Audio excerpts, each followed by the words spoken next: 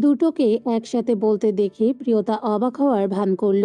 ক্ষমা চাওয়ার মতো করে হাত জোর করে বলল, ক্ষমা দিন স্বামীর ভাইরা আমার। আপনার ভাইয়ার এত তাড়া ছিল যে তোমাদের জানানোর সুযোগই হয় নাই। তাছাড়া আমি বাচ্চা মানুষ, তোমাদের দুটোকে সামলাতাম কিভাবে?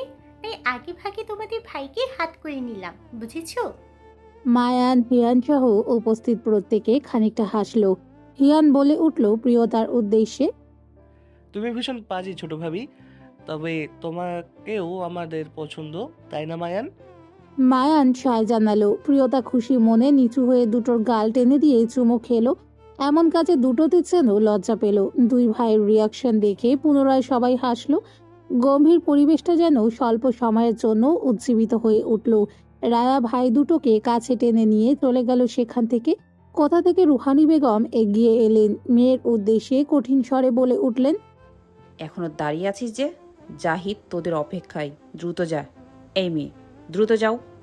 শেষ কথাটা প্রিয়তার পানে তাকিয়ে আওড়ালেন রুহানি বেগম। প্রিয়তা মুখ বাঁকালো।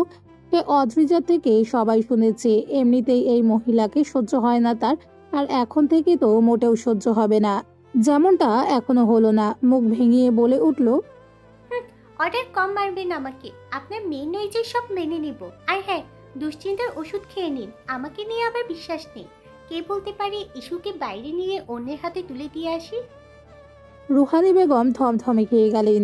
এই মেয়েকে ওনার সত্যিই বিশ্বাস নেই। কিছু বলবেন রেগে, তার আগেই দেখতে পেলেন অদ্রিজার শাসানো চাহনি বান্ধবীর ওপর বর্তানো। প্রিয়তা আর দাঁড়ালো না। চাচি শাশুড়িকে সালাম জানিয়ে ঈশানীর হাতটা মুঠোয় পুড়ে নিয়ে হাঁটা দিল থমথমে পায়। রুহানি বেগমও সেখান থেকে চলে গেলেন। মরিয়ম বেগম এখানে না থাকায় কিছুই বুঝলেন না। নূর বেগম শুরু থেকেই সব অবলোকন করছিলেন। মেয়ে আর ছোট বৌমা চলে যেতেই বড় বৌমার নিকটে এগিয়ে এসে চিন্তিত হয়ে শুধালেন, কি হয়েছে বলো তো আরুমা? আমার কেমন সব অন্যরকম লাগছে। রুহু এত তাড়াহুড়ো কেন করছে বিয়েতে? ইস্যুকে দেখে মনে হচ্ছে ও এই বিয়েতে মোটেও খুশি না।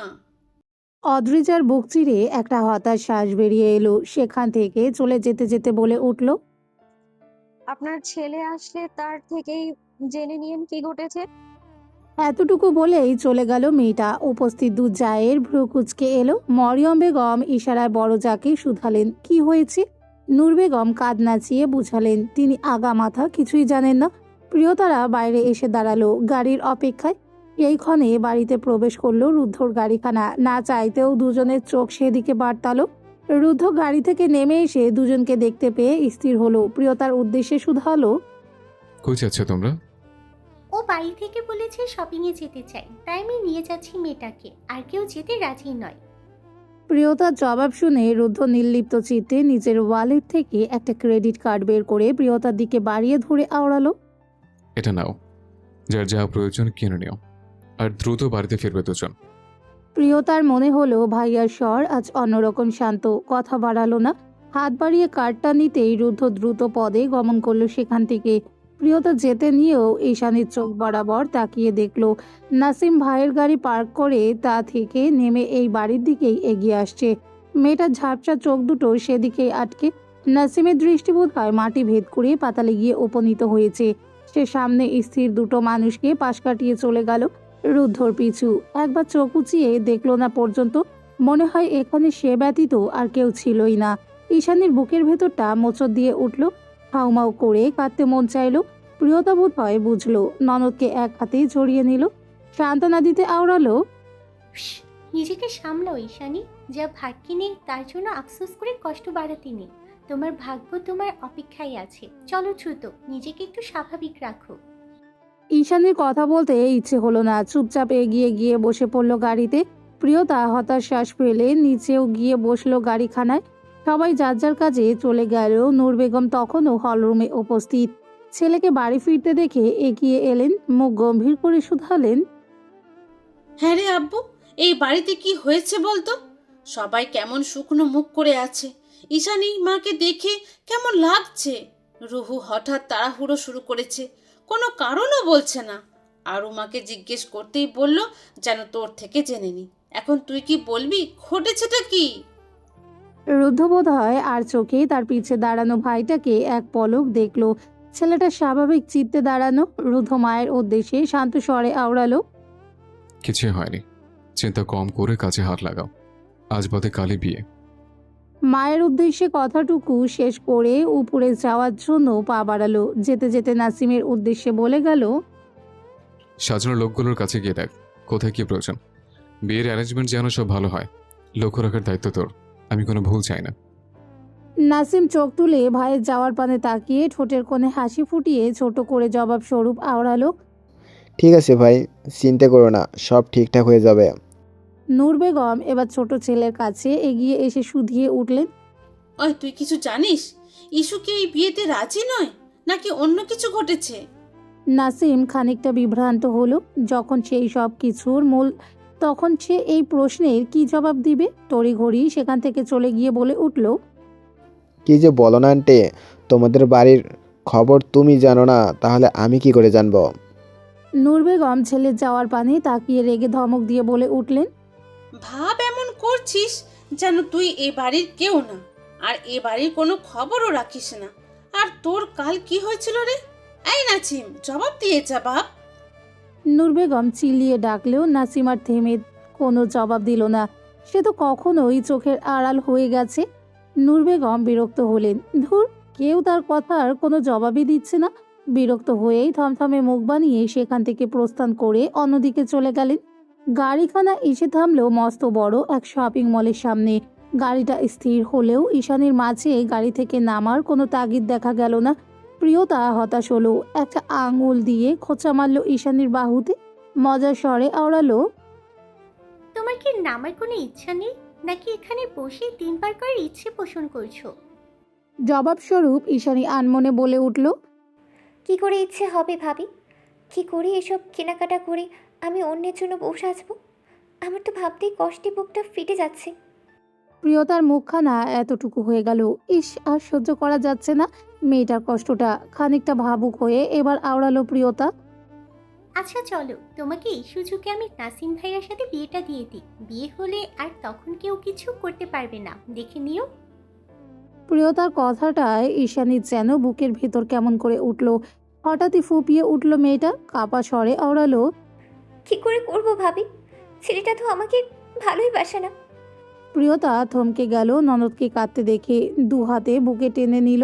মাথায় হাত বুলিয়ে আওড়ালো, কথায় কথায় এভাবে কাটলে হবে? শান্ত হও। আচ্ছা চলো, যদি বিয়ে করার ইচ্ছা না হয় আমরা ফিরে যাই।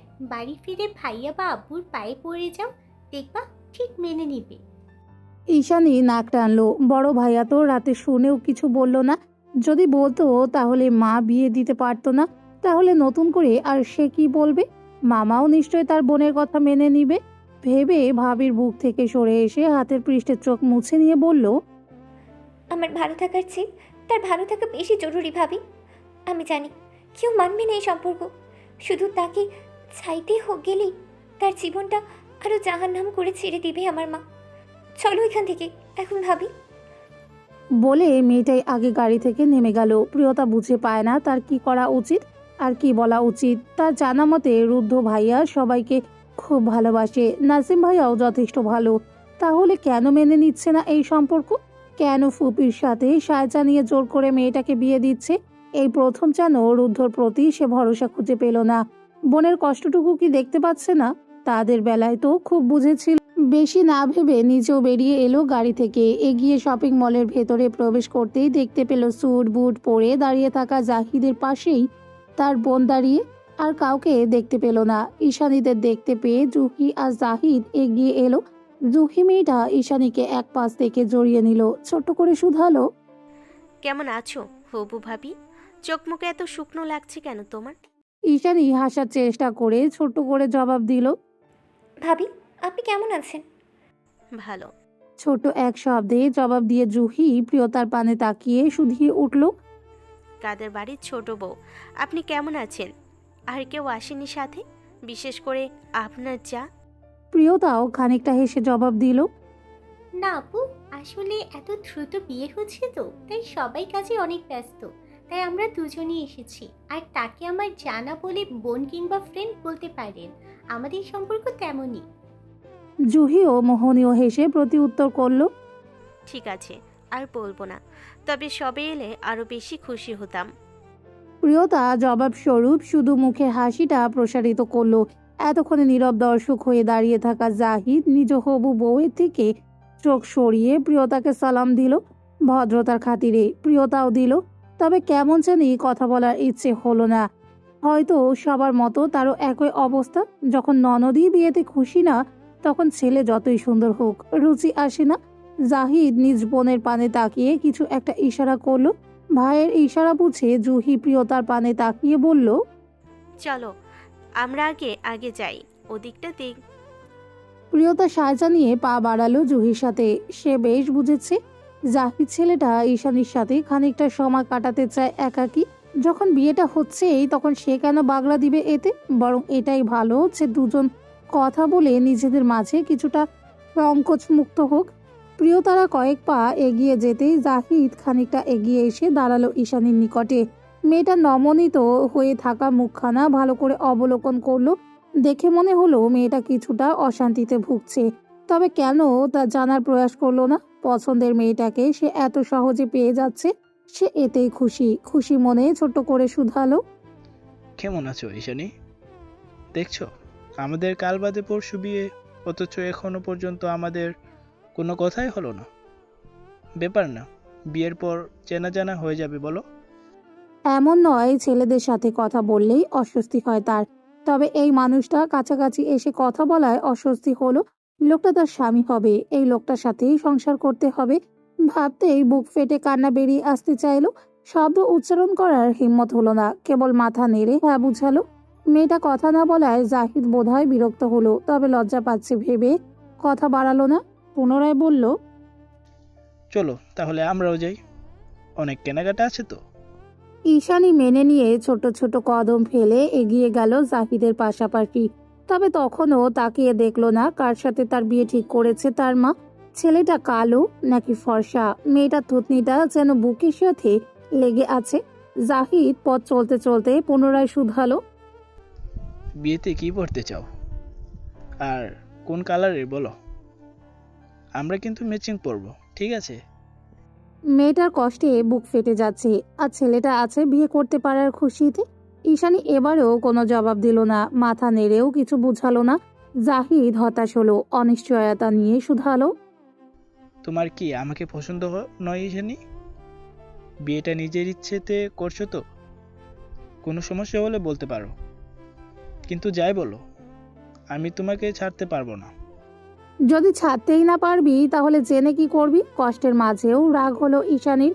ইচ্ছে হলো এটাকে লাথি মারতে, তখন থেকে বকবক করে চলেছে। রাগকে চেপে রেখে ছোট্ট করে আওড়ালো, তেমন কিছু না। এত ছোট্ট জবাব শুনে জাহিদ দীর্ঘশ্বাস ফেললো। সে যতই চেষ্টা করছে মেয়েটা ততই তাকে হতাশ করছে। কোনো ব্যাপার না, বিয়েটা হয়ে যাক, তখন যত ইচ্ছে গল্প করা যাবে ভেবে দ্রুত পদে এগিয়ে গেল বোন আর প্রিয়তার কাছাকাছি। শুরু হলো কেনাকাটা। ঈশানীর হয়ে প্রিয়তাই সব পছন্দ করলো। বাড়ির যার জন্য যা পারলো তাই কিনলো মেয়েটা। ঈশানী ছিল সর্বক্ষণে প্রত্যক্ষ দর্শকের মতো, কোনো ইচ্ছে নেই, কোনো পছন্দ নেই। প্রিয়তা যতটা পারলো ননদকে সামলে জাহিদের যা কিছু বুঝিয়ে দিল। এতে এত কেনাকাটা করতে করতে সন্ধ্যা পেরিয়ে অনেকটা রাত হয়ে এলো।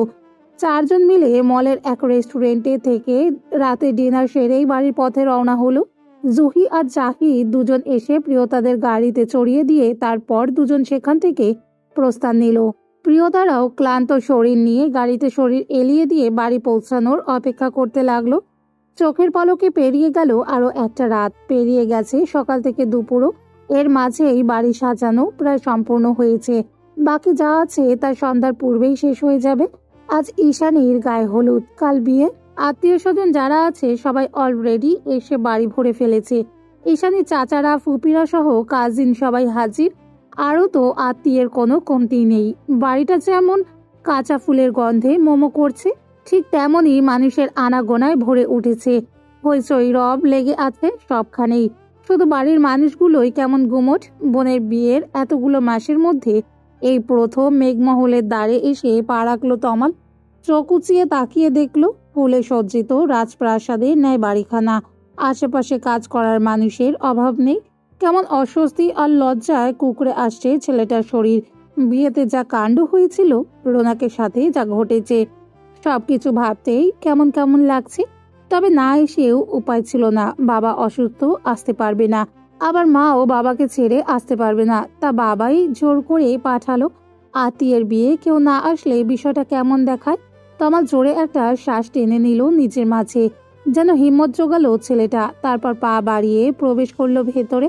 ভেতরে আসতেই সবার আগে নজরে পড়ল নূর আর মরিয়ম বেগমের দিকে। হলরুমে খুব একটা মানুষ নেই, অল্প কয়েকজন মহিলারা বসে, আর বাকি সবাই বোধহয় সন্ধ্যার আয়োজনে লেগেছে কিংবা কাজে ব্যস্ত। নূর বেগম তমালকে দেখে অবাক হলেন। এগিয়ে এসে মিষ্টি হেসে বলে উঠলেন, আরে তমাল আব্বা যে, আসো আসো, কেমন আছো? তোমার বাবার শরীর কেমন আছে? তমাল লজ্জা পেল, গলা খাকারি দিয়ে প্রতি উত্তর দিল, ভালো আন্টি, আপনি কেমন আছেন? বাবা এখানে আছে, অনেকটা সুস্থ। যাক, ভালো থাকলেই ভালো। আমিও ভালো আছি। তা তোমার হাতে এসব কি বলো তো? এত কিছু আনতে কে বলেছে? তমাল নিজের হাতের পানে তাকিয়ে দেখলো তার বাবা এতগুলো টাকা ধরিয়ে দিয়ে বলল, যেন আসার সময় ফল মিষ্টি কিনে আনে। তার তো আসতেই কেমন লাগছিল, এখন আবার এইসব জিনিসগুলো নূর বেগমের হাতে ধরিয়ে দিয়ে ছোট্ট করে বলল, ওই সামান্য ফল মিষ্টি আন্টি। এত সব আনার কোনো প্রয়োজন ছিল না। তুমি এসেছো, আমি এতেই খুশি। নূর বেগমের স্বাভাবিক আর মিষ্টি আচরণে তমালের অস্বস্তি বোধহয় খানিকটা কমলো। পাশে থাকা মরিয়ম বেগমকে সালাম দিল, তারপর নূর বেগমের উদ্দেশ্যে আমতা আমতা করে শুধালো, আন্টি, আমার বোন মানে আরু কোথায়? নূর বেগম আশেপাশে তাকিয়ে দেখলেন, পুত্রবধূকে না পেয়ে বলে উঠলেন, আছে বোধহয় উপরে। তুমি এখানে বসো তো বাবা, আগে কিছু খাও, রেস্ট নাও, তারপর বোনের সাথে দেখা করবে। তমালের পানি তেষ্টা পেয়েছে খানিকটা, তাই বলল, কিছু খাবা না আন্টি? তবে এক গ্লাস পানি পেতে পারি কি? নূর বেগম জিনিসগুলো নিয়ে দ্রুত দৌড়ে গেলেন পানি আনতে। ফিরে এসে তমালের হাতে এক গ্লাস পানি ধরিয়ে দিলেন। তমাল পানি খেয়ে তৃষ্ণা মিটিয়ে গ্লাসটা নূর বেগমের হাতে ধরিয়ে দিতেই তিনি ছুটলেন গ্লাসটা রেখে আসতে। রায়া সিঁড়ি ভেঙে নিচে আসছিল, মুখে কোনো প্রফুল্লতার ছাপ নেই। মনে হয় মেয়েটা প্রচণ্ড বিরক্ত। সিঁড়ির প্রান্তে আসতেই হঠাৎ তার চোখ পড়ল তমালের ওপর। মেয়েটার ভ্রু কুঁচকে গেল। এই বান্দা তাদের বাড়ি? এটা তো কল্পনার বাইরে। রায়া এক ভ্রু উঁচিয়ে কিছু ভাবল। নিজেকে সর্বক্ষণ বড় বলা মেয়েটা আকস্মাৎ একটা বাচ্চামো কাণ্ড ঘটিয়ে ফেলল। দৌড়ে এসে হঠাৎ করে তমালের একটা হাত আঁকড়ে ধরল। ছেলেটাকে নিয়ে হাঁটতে শুরু করলো ওপরের দিকে। তমাল যেন হঠাৎ করেই থমকে গেল। এমন কিছু সে মোটেও আশা করেনি। মেয়েটা হঠাৎ কোথা থেকে উদয় হলো, আর তাকে এভাবেই বা কোথায় নিয়ে যাচ্ছে? প্রশ্ন করারও সুযোগ হলো না তার। লজ্জায় অস্বস্তিতে আশেপাশে তাকিয়ে দেখলো সবাইকে একবার। এদিকে হলরুমে উপস্থিত বাকি লোকের সাথে মরিয়ম বেগমের চোখ দুটো বড় আকার ধারণ করলো। নূর বেগম গ্লাসটা রেখে পুনরায় এখানে ফিরছিলেন। মেয়ের কাণ্ড চোখে পড়তেই ঠোঁটজোড়া ফাঁক হয়ে এলো। মরিয়ম বেগম জায়ের রিয়াকশন দেখে মুচকি হেসে সুরসুর করতে করতে জায়ের নিকটে এসে দাঁড়ালেন। কানের কাছে মুখটা নিয়ে ফিসফিস করে বললেন, মুখটা বন্ধ করো আপু, মেয়ে আমাদের এখনো ছোট। নূর বেগম ছোট জায়ের পানে এক পলক তাকালেন, হতাশ শ্বাস ফেলে বললেন, হবে তার বাপ আর ভাইয়ের কাছে ছোট, কিন্তু আমার কাছে নয়। অবশ্য কাজ করে সব বাচ্চাদের মতো। এই এতগুলো মানুষ কি ভাবছে? আরে বাবা, ভাবতে দাও না, কি এসে যায়। তবে ছেলেটাকেই প্রথম দেখলাম, খারাপ দেখায় না কিন্তু। তাহলে ছোটকে বলে একটা মেয়ে নিয়ে নেই, তারপর বিয়ে দিয়ে ছেলেটাকে জামাই করে নিস। মরিয়ম বেগম জায়ের মজা বুঝে নিজেও বলে উঠলেন, মেয়ে তো একটা আছে আপু, জামাই তো তার জন্যও করা যায়। নূর বেগম বিষয়টি হেসে উড়িয়ে দিয়ে সেখান থেকে চলে গেলেন। মরিয়ম বেগমও এত না ভেবে সবার সাথে কাজে মন দিলেন, আর সবাইকে এটা ওটা বুঝিয়ে বিষয়টি ঘুরিয়ে নিলেন। রায়া সিঁড়ি বেয়ে উপরে এসে করিডোরে এসে স্থির হলো। তমালের চোখে মুখে বিরক্তিরা খেলা করছে। মেয়েটাকে স্থির হতে দেখে বিরক্তি নিয়ে বলল, সব সময় নিজেকে বড় বলে দাবি করো, অথচ কাজ করো বাচ্চাদের মতো। কেন রায়া? তখনও রায়া তমালের হাতটা ধরে কথার মানে বুঝতে না পেরে ভ্রুকুচকে শুধালো, কেন? আমি আবার কি করেছি? তমাল ছোট চোখ করে তাকালো মেয়েটার ধরা হাতখানার উপর। সেভাবে তাকিয়ে থেকেই আওড়ালো, এভাবে হাত ধরে টেনে এনেছো কেন? নিচে সবাই কি ভাবলো? রায়া বুঝতে পেরে জিভের ডগায় কামড় বসালো একটা, তৎক্ষণাৎ হাতটা ছেড়ে দিয়ে আওড়ালো, ও সরি, খেয়াল ছিল না। কিন্তু আমি তো আপনাকে নিয়ে এলাম সাবধান করতে। মা আর চাচির সামনে কিভাবে বলতাম বলুন? এবার তমালের ভ্রুতে ভাঁজ পড়ল। মেয়েটার মুখের দিকে তাকিয়ে বিস্ময় নিয়ে উচ্চারণ করলো। সাবধান করতে মানে? রায়া আশেপাশে তাকালো, কেউ নেই। মেয়েটা পায়ের পাতায় ভর দিয়ে খানিকটা উঁচু হয়ে মুখটা কাছাকাছি নিয়ে ফিসফিসিয়ে অথচ কঠোর স্বরে বলার চেষ্টা করলো, হ্যাঁ সাবধান পানি, এসেছেন ভালো করেছেন, কিন্তু ভুল করেও আমার ভাবির দিকে বাজে নজরে তাকাবেন না। ভুলে যাবেন না সে এখন আমার ভাবি। তাছাড়া বাড়িতে মানুষের অভাব নেই। কেউ যদি দেখে আমার বড় ভাবির ভাই আমার ছোট ভাবির দিকে মুগ্ধ দৃষ্টিতে তাকিয়ে আছে, তাহলে মানুষ কী ভাববে? কাছাকাছি এভাবে মুখ এগিয়ে এনে কথা বলার জন্য রায়ার মুখ নিঃসৃত গরম নিঃশ্বাসটুকু তমালের মুখের উপর আছড়ে পড়ল। তমালের এক মুহূর্তের জন্য মনটা যেন কেমন করে উঠল। শুষ্ক একটা ঢোক গিলে পরক্ষণে নিচেই মেয়েটার থেকে খানিকটা দূরে সরে দাঁড়ালো। নিজে বাচ্চা বলে কি তাকেও বাচ্চা ভাবে এই মেয়ে? গম্ভীর মুখে উচ্চারণ করলো, শোনো রায়া, তুমি বাচ্চা হতে পারো, আমি নই। আর হ্যাঁ, দূর থেকে কথা বলা বলে দিলাম। রায়া বাচ্চামো স্বরে বলে উঠল, কেন? আমার মুখ থেকে কি গন্ধ বের হয় যে কাছে এসে কথা বলা যাবে না? আর ভালো কথা বলতে এলাম, কিন্তু এখন এই লোক আমাকে বাহবা না দিয়ে বাচ্চা বলছে। বেয়াদব লোক।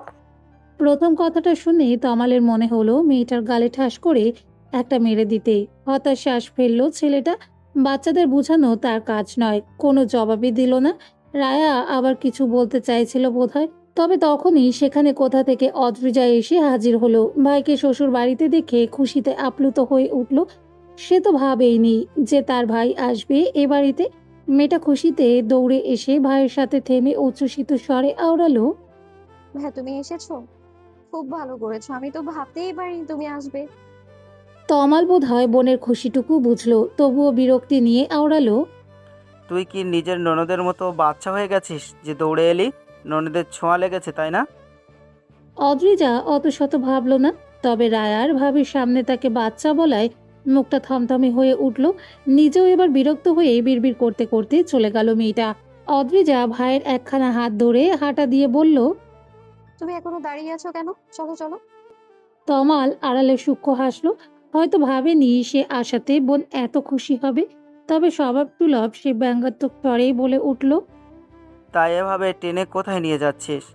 তোর বড়লোক শ্বশুর বাড়ি ঘুরিয়ে দেখাচ্ছি নাকি? শোন, এসব দেখার আমার কোনো ইচ্ছে নেই। আমার বাপের যা আছে আমি তাতেই খুশি। ভাইয়ের কথায় হাসলো অদ্রিজা। আজ আর কষ্ট পেল না। ঠিক বুঝলো ভাই মজা করছে। তাছাড়া শেষের বলা কথাটা শুনে যেন মনও শীতল হলো। বাবা আর ভাইয়ের মিল থাকলে তার খুশি হতে আর কি চাই। এমনিতেই ভাই আসাতে সে এত খুশি হয়েছে যে ভাই আজ তাকে কষ্ট দিলেও সে হাসি মুখে মেনে নিত। সে তো নিজের খুশিটুকু প্রকাশ করে বোঝাতেই পারছে না যে সে কতটা খুশি।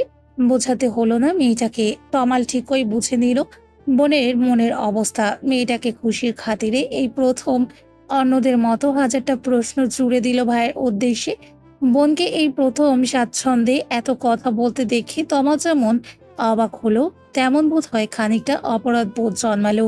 এই ভেবে যে সে যদি আরো আগে থেকে মেয়েটার সাথে ভালো ব্যবহার করত, তাহলে মেয়েটা শুরু থেকেই এমন স্বাভাবিক থাকতো, মন খুলে কথা বলতে পারত, মনের কথা শেয়ার করার জন্য একটা সঙ্গী পেত। একটা দীর্ঘশ্বাস বেরিয়ে এলো তমালের বুক চিরে। বোনকে শান্ত করতে একে একে সবগুলো প্রশ্নের জবাব দিতে দিতে বোনের পিছু এগিয়ে চলল ছেলেটা। সন্ধ্যা পেরিয়েছে খানিকটা পূর্বেই। রুদ্ধ ব্যস্ত পায়ে রুমে এলো। এসেই আগে গোসল শেষ করে এলো সে। ভেজা তোয়ালে মেলে দিয়ে আসলো বারান্দায়। তারপর আলমারি থেকে বের করে একটা শার্ট জড়ালো শরীরে। ড্রেসিং টেবিলের সম্মুখে গিয়ে এটা সেটা করতে লাগলো। তবে রুদ্ধর প্রতিটা মুহূর্তে খেয়াল করলো বিষণ্ণ মুখ করে তখন থেকে তার পিছু পিছু ঘুরছে। যেমন মেয়েটা এখনো তার পেছনে দাঁড়িয়ে। রুদ্ধ ফিরল না। সেভাবেই বলল, জানা মতে ভায়াসের পরে মুখে হাসি লেগে থাকার কথা, তা মুখ কেমন ব্যাচের মতো করে আছো কেন? রুদ্ধর কথায় অদ্রিজার মুখখানা যেন আরো বিষণ্ণ দেখালো। আয়নায় তা স্পষ্ট দেখতে পেল। রুদ্ধ হতাশ হয়ে বইয়ের দিকে ফিরে তাকালো, ছোট্ট করে শুধালো। কিছু বলতে চাও? অদ্রিজা মাথা নেড়ে হ্যাঁ বোঝাতেই রুদ্ধ পুনরায় বলল। বলো, কি বলবে? এর জন্য এইভাবে পেছন পেছন ঘোরার কি হয়েছে? এই লোকটা পরশু রাত থেকেই কেমন হয়ে আছে। 2 দিন তার সাথে ঠিকমতো কথাও বলছে না। এর জন্যই ভয় হচ্ছে অদ্রিজার। লোকটা তো তাকে কিছু বলেও না, আবার এই নির্লিপ্ত ভাবও পছন্দ হচ্ছে না। মুখ গোমড়া করে কোনো রকমে বলল। ঈশানী আপু সেদিন থেকে কেঁদে চলেছে, আপনি দেখতে পাচ্ছেন না? রুদ্ধর শান্ত স্বর বেরিয়ে এলো। তাহলে যাও আর নরদের কান্না থামাও। এতটুকুও পারো না? অদ্রিজার মুখখানা এতটুকু হয়ে এলো, বিরক্তিও হলো। লোকটা সব জেনে বুঝেও না জানার মতো বিহেভ করে চলেছে। না চাইতেও খানিকটা উচ্চ আওয়াজে বলে উঠল। সব জেনে বুঝেও এমন কেন করছেন রুদ্ধ? মেয়েটা কষ্ট পাচ্ছে, বুঝতে পারছেন না আপনি? আর নাসিম ভাইকেও এনে আপনি সবকিছু করাচ্ছেন কেন? রুদ্ধ ঘুরে পুনরায় কাজে মন দিয়ে জবাব দিল। ও বরাবরই এই বাড়ির সব কাজ করে, তো লাজ করতে সমস্যা কোথায়? তোমাকে বলেছিলাম তো মেয়েটাকে বোঝাতে, পারোনি। এটা তোমার বা অন্যদের ব্যর্থতা। আমি কি করতে পারি এতে? বারবার এত শান্ত স্বরের নির্লিপ্ত কথায় অদ্রিজার রাগ হলো। লোকটাকে সে বোঝাতে চাচ্ছে, আর লোকটা বুঝেও তা বুঝতে চাইছে না। গলার জোর আরো খানিকটা বাড়িয়ে ব্যথিত স্বরে বলল।